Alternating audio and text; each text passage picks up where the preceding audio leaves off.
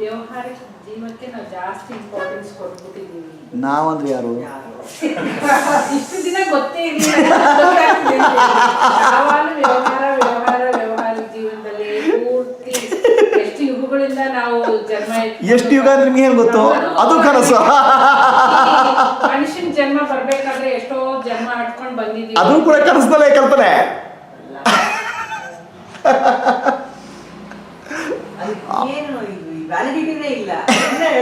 ನೀವು ಹೇಳ್ಕೊಡ್ತೀವಿ ಹೇಳಿ. ಆ ಮಿಸ್ ತ್ರಿಪುರ ಸುಂದರಿ ಹೇಳ್ತಾರೆ, ನಾನು ಎಷ್ಟು ಸಣ್ಣ ವಯಸ್ಸಿಂದ ಎಷ್ಟು ಪ್ರಾಕ್ಟೀಸ್ ಮಾಡಿದ್ದೆ ಅಂತ. ಪಾಪ ಸಣ್ಣ ವಯಸ್ಸಿಲ್ಲ ಅದಕ್ಕೆ, ಅದು ಮುಟ್ಕೊಳ್ತದೆ ಕನಸದಲ್ಲಿ. ಮತ್ತೆ ಹಂಗೆ ಹೇಳ್ತಾರಲ್ಲ, 86,000 lakhs ಅದೇನೋ ಮಾಡ್ಕೊಂಡು ಈ ಕನಸಿನಲ್ಲಿ ನಿಮ್ಗೆ ಎಷ್ಟೇ ಕಲ್ತ್ಕೊಂಡ್ರು ಕನಸಿನ ಪಾಠ ಅಷ್ಟೇ. ಆ ತ್ರಿಪುರ ಸುಂದರಿ, ನಿಮ್ಮ ತ್ರಿಪುರ ಸುಂದರಿ ಆಗಿರ್ತಾನೆ ಸಿನಿಮಾ ಕನಸಿನಲ್ಲಿ. ಆ ತ್ರಿಪುರ ಸುಂದರಿ ಇದಕ್ಕೆ ಹೋಗಿಲ್ವಾ? ಹಾರ್ವರ್ಡ್ ಯೂನಿವರ್ಸಿಟಿಗೆ ಹೋಗಿಲ್ವಾ? ಅವಳಿಗೆ ಕಲ್ತದಲ್ಲಿ IIT-ಲೆಲ್ಲ, ಹಾರ್ವರ್ಡ್ ಯೂನಿವರ್ಸಿಟಿಯಲ್ಲಿ ಏನು ಕಲ್ತು? ಎಕಾನಮಿಕ್ಸ್ ಕಲ್ತು. ಎಂತ ಇದೆ, ಎಂತ ಎಕಾನಮಿಕ್ಸ್ ಪಂದೇಕಾಯಿ ಇಲ್ಲ.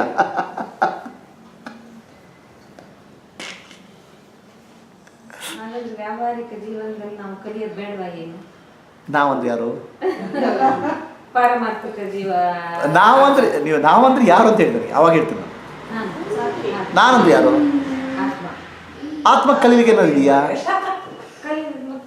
ಸುಮ್ಮನೆ ಕೂತ್ಬಿಟ್ರೆ ಅಲ್ಲ, ಕಲಿಕ್ ಆತ್ಮನಿಗೆ ಏನು ಕಲಿಲಿಕ್ಕಿದೆ? ನಾನು ಆತ್ಮ ಅಂತ ಕಲಿಬೇಕು. ಅದು ಯಾರು?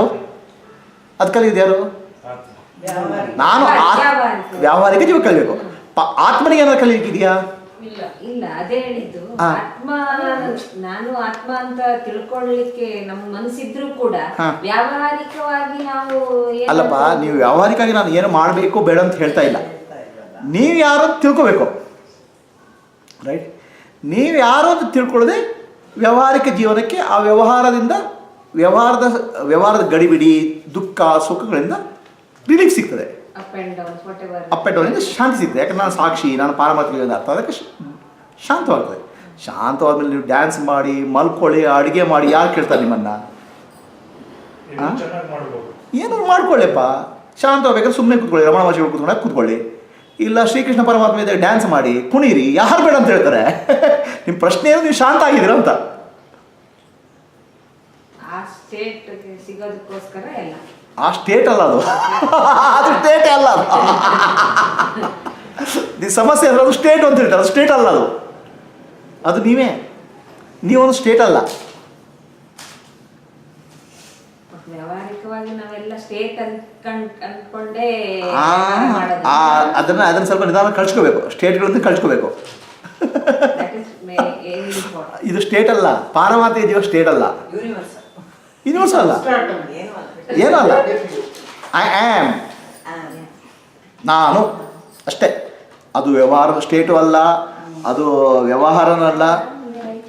ಅದು ಅದನ್ನು ತಿಳ್ಕೊಳ್ಳೋಕೆ ಆಗೋದಿಲ್ಲ. ಯಾಕಂದ್ರೆ ನಾನೇ ಅದಾಗಲ್ಲ. ನನ್ನನ್ನು ತಿಳ್ಕೊಳ್ತೀವಿ ಯಾರು? Only reality. ಸೊ ನಾವು ಬೇರೆ ಏನೋ ಅಂತ ಕನ್ಫ್ಯೂಸ್ ಮಾಡ್ಕೊಂಡು ಕಡಿಮೆ ಮಾಡ್ಕೋಬೇಕು. ನಾನು ವ್ಯಾವಹಾರಿಕ ಜೀವ, ನಾನು ಪ್ರಾತಿಭಾಸಿಕ ಜೀವ ಅಂತ ಕನ್ಫ್ಯೂಷನ್ ಕಡಿಮೆ ಮಾಡ್ಕೋಬೇಕು. ಅದ ನೆಕ್ಸ್ಟ್ ಶ್ಲೋಕ 39.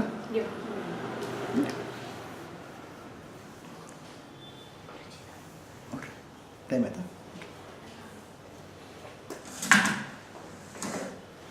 ನೋಡಿ, ಕ್ಲೋಸ್. ಈ ಶ್ಲೋಕದಿಂದ ಎನ್ಲೈಟ್ಮೆಂಟ್, ಈ ಶ್ಲೋಕ ಸಿಕ್ಕಿದ್ರೆ ಎನ್ಲೈಟ್ಮೆಂಟ್ ಸಿಕ್ಕಿದೆ ಕೈಯಲ್ಲಿ. ಪ್ರಾತಿಭಾಸಿಕ ಜೀವ ಒಂದೇ, ಪ್ರತಿಭಾ, ಅವ್ರ ಹೆಸರು ಪ್ರಾತಿಭಾಸಿಕ ಜೀವ. ಸರ್, ನಿಮಗೆಲ್ಲ ಪ್ರಾತಿಭಾಸಿಕ ಜೀವ ಅಂದರೆ ಸ್ಪೆಷಲ್ ಏನೋ ಅಂದರೆ ಸರ್, ಅವ್ರಿಗೆ ಹುಟ್ಟಿದಾಗಿಂದಲೇ ಕೊಟ್ಬಿಟ್ಟಿದ್ದಾರೆ ಪ್ರಾತಿಭಾಸಿಕ ಜೀವ ಅಂತ. ಏನು ವ್ಯಾವಹಾರಿಕ ಜೀವನ ಅಲ್ಲ ಅದು.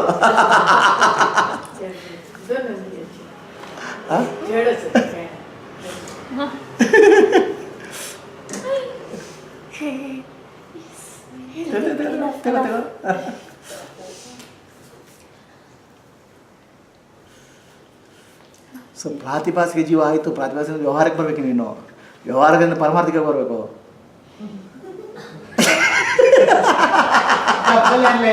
ನಾವು ಆ್ಯಕ್ಚುಲಿ ಇಲ್ಲಿ ಕೂತ್ಕೊಂಡೆಲ್ಲ ಬರೀ ವ್ಯವಹಾರಿಕ ಜೀವ ಆಗಿದ್ದಾರೆ. ನೀವು ಪ್ರಾತಿಭಾಸಿಕ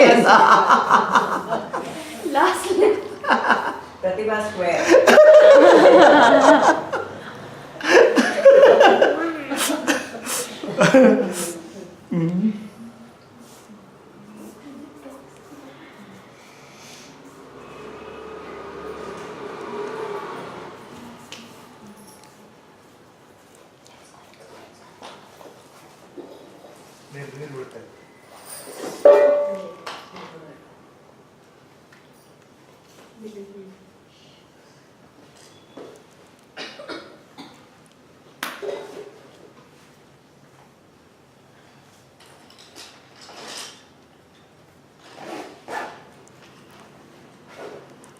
ಓಕೆ, ನೆಕ್ಸ್ಟ್ ಶ್ಲೋಕ.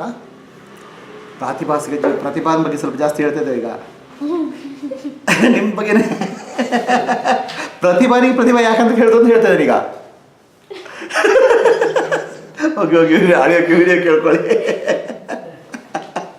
ದಿಸ್ ನಾಟ್ ಅಬೌಟ್ ಪರಮಾತ್ಮಿಕ ಜೀವ, this not about Brahman, it's about Pratibha.